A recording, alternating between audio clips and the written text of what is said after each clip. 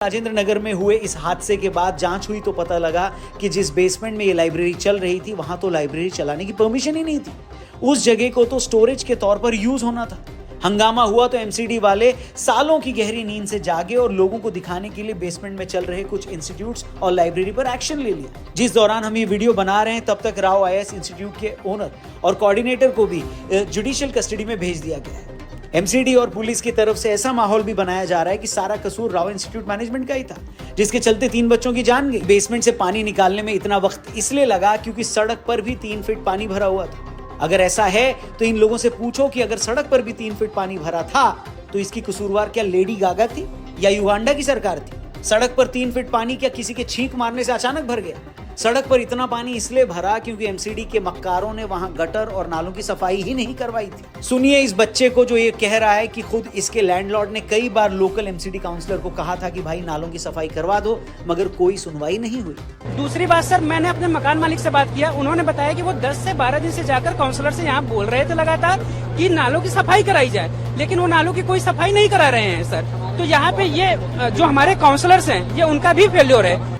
हैरानी ये है कि आज दिल्ली में आम आदमी पार्टी की सरकार है, एमसीडी पर आम आदमी पार्टी का कब्जा है, दिल्ली की मेयर भी आम आदमी पार्टी की है। जिस ओल्ड राजेंद्र नगर में हादसा हुआ वहां के एमएलए भी आम आदमी पार्टी के हैं, मगर बावजूद इसके कि इस घटना की जिम्मेदारी ली जाए, उल्टा उनके मंत्री, एलजी और कुछ अधिकारियों को घटना के लिए जिम्मेदार ठहरा रहे हैं। और ये वही आम आदमी पार्टी है जो जब एमसीडी में विपक्ष में थी और दिल्ली की बदहाली के लिए एमसीडी पर कब्जा जमाए बीजेपी को हमेशा जिम्मेदार बताती थी। बोलिए।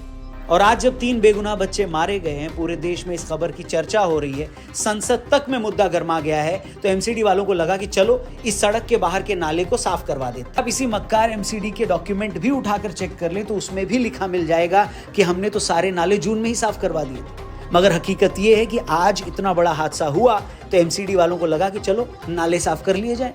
इतना ही नहीं, इन लोगों की बेशर्मी देखिए।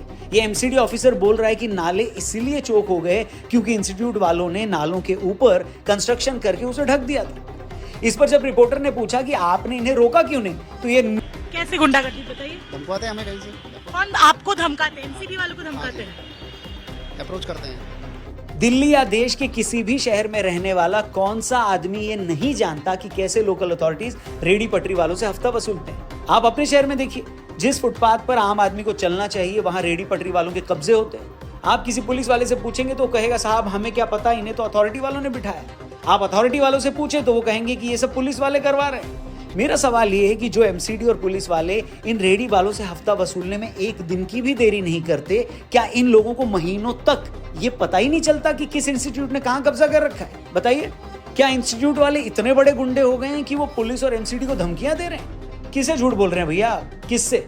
ऐसा बोलकर किसे बेवकूफ बना रहे हैं? हकीकत तो ये है कि ओल्ड राजेंद्र नगर से लेकर मुखर्जी नगर तक, पटेल नगर तक, जहां कहीं भी बेसमेंट में कोई इंस्टीट्यूट चल रहा है, लाइब्रेरी खुली है, अवैध कब्जा हुआ है, ये सब इन लोगों की मिली भगत से ही हुआ है। नगर के इस एक्सीडेंट को आप इसलिए भी नजरअंदाज नहीं कर सकते क्योंकि ये घटना कोई एक्सेप्शन नहीं है। फैक्ट तो ये है कि ओल्ड राजेंद्र नगर में जो हुआ वैसा एक्सीडेंट इस एरिया में कभी भी और कहीं भी हो सकता है। खुद बच्चों का ये कहना है कि इस एरिया में 95% लाइब्रेरी बेसमेंट में ही चलती है। 10 मिनट बारिश आती है तो यहाँ घुटनों तक पानी भर जाता है। जगह जगह बिजली के खुले तार मिल जाएंगे। अभी पिछले महीने ही पटेल नगर में नीलेश राय नाम के 26 साल के एक एस्पिरेंट की मृत्यु हो गई। ये लड़का कोचिंग के बाद अपनी पीजी में जा रहा था, सड़क पर बारिश का पानी भरा था, तभी इसका पैर फिसल जाता है। खुद को गिरने से बचाने के लिए जिस लोहे के गेट को पकड़ता है, उस गेट से एक बिजली की खुली तार टकरा रही थी। जैसे ही नीलेश ने खुद को गिरने से बचाने के लिए उस गेट को पकड़ा, उसे जोरदार झटका लगा और उसकी मौत हो गई। मैं आपसे पूछता हूँ, किसी देश का इससे बड़ा दुर्भाग्य और क्या हो सकता है जहां उसके बच्चे सड़कों पर करंट खाकर मर रहे हैं? वो बच्चा कल को आईएएस भी बन सकता था, जयशंकर जी की तरह कोई बड़ा डिप्लोमेट भी हो सकता था, अपने टैलेंट से देश और सोसाइटी का भला कर सकता था। अगर वो कामयाब हो जाता तो उसके परिवार की सूरत बदल जाती, उसके माँ बाप के सालों की स्ट्रगल सफल हो जाती। मगर इस देश में जान की कीमत ये है कि उसके सिटीजन, उसके बच्चे सड़कों पर करंट खाकर मर रहे हैं।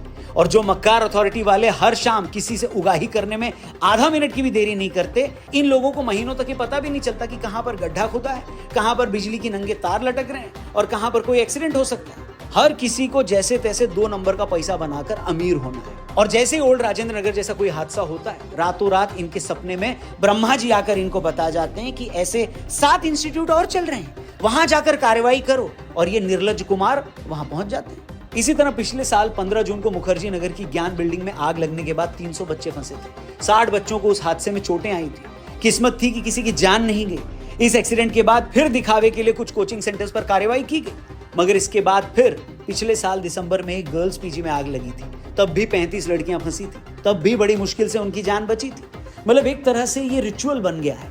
पहले एक्सीडेंट होता है, फिर एमसीडी के भ्रष्ट अधिकारी अपनी भांग की नींद से जागते हैं, फिर रस्मी तौर पर 2-4 इंस्टीट्यूट्स पर एक्शन होता है, उसके बाद 2-4 भांग की पुड़िया और मारकर ये लोग सो जाते हैं और तब तक नहीं उठते जब तक अगला एक्सीडेंट ना हो जाए। इसलिए मैंने शुरू में कहा कि ओल्ड राजेंद्र नगर में जो कुछ हुआ उसको आप एक्सेप्शन नहीं मान सकते। ये तो हर कुछ महीने की कहानी है, हर कुछ महीने का किस्सा है। कि मुखर्जी नगर में कोचिंग सेंटर में आग लग गई और इस खबर से हड़कंप मच गया। आग की लपटों ने ऐसा भयानक रूप लिया कि कोचिंग सेंटर में पढ़ने वाले छात्रों को छत से रस्सी बांध कर नीचे आना पड़ा।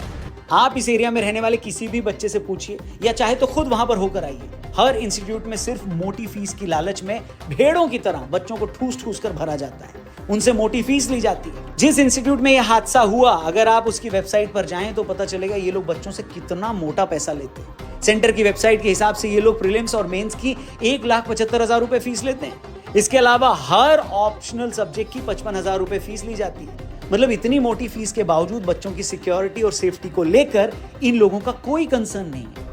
राव इंस्टीट्यूट स्टडी सर्कल के जिस बेसमेंट लाइब्रेरी में हादसा हुआ, वहां ड्रेनेज का कोई सिस्टम ही नहीं था, कोई इमरजेंसी एग्जिट नहीं था। किसी के दिमाग में क्या ये नहीं आया कि अगर किसी इमरजेंसी में बायोमेट्रिक सिस्टम फेल हो गया और बच्चे अंदर फंस गए तो उन्हें कैसे निकालेंगे? और यही इंस्टीट्यूट्स हैं, जब आप यहाँ एडमिशन लेने जाएं तो इनके फॉर्म पढ़िए। ये लोग उसमें ऐसा हर एक पॉइंट डाल देते हैं जिससे ये लोग अपनी रिस्पॉन्सिबिलिटी से बच जाएं। बच्चे को ऐसा लगता है जैसे ये इंस्टीट्यूट्स अपने यहाँ पर बच्चे को एडमिशन देकर उस पर कोई एहसान कर रहा है। मगर इतना मोटा पैसा लेने के बावजूद जब इंस्टीट्यूट बच्चों को भेड़ बकरियों की तरह ठूंसता है, अपनी लापरवाही से उनकी जान ले लेता है, तो इस पर उसे कोई शर्म नहीं आती। बताइए, इस देश का लीगल सिस्टम कैसे काम करता है ये भी किसी से छिपा नहीं है। कितने लोगों को आपने इस तरह की लापरवाही वाले केस में सजा होते देखी है, बताइए।